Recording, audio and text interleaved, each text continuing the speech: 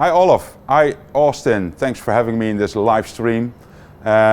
What keeps me up at night? Luckily not that much, because of the reliability of the INNIO Jenbacher engines.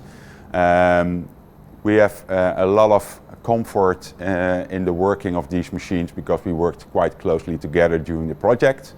Of course there are always a little bit of a challenge here and there, but because we worked closely with the team from Austria and ironed out all those little challenges, it made the project a huge success.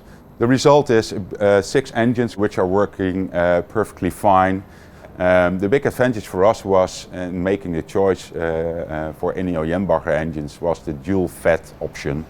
So basically it can run 100% on hydrogen and 100% on natural gas. We are connected to a natural gas pipeline which is redundant, so once we kick in with the hydrogen and the hydrogen is depleted after 4 hours, it will mix automatically back to natural gas and can run indefinitely. For us, a very reliable emergency power pool, which is quite different than the diesel engines we have across our other data centers.